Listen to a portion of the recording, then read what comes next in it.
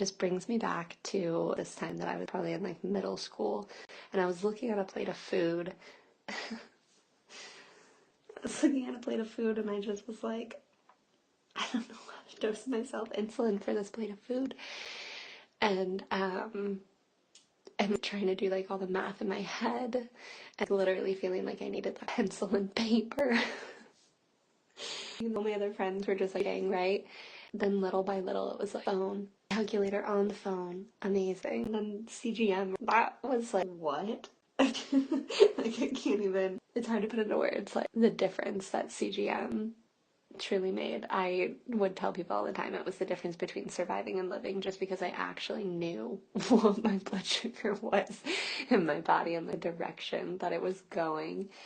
And then I could learn my body so much more. And then with the G5 and the app and the fact that I could record the variables of like food and insulin, especially with ADHD, because I would forget that I did my insulin all of the time.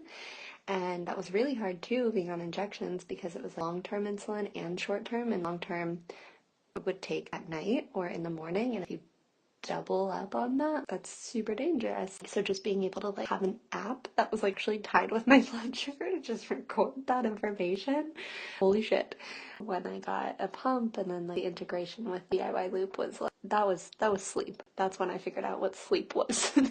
To sleep through the night. The first time I ever slept through the night, maybe not the first time, but like time in range blood sugar I ever slept through the night was when I started looping, and that was like 2021, like almost 20 years.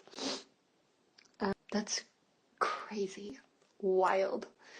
That whole entire like, journey of just like lived experiences of what these little things meant and how they impacted my life is just really incredible.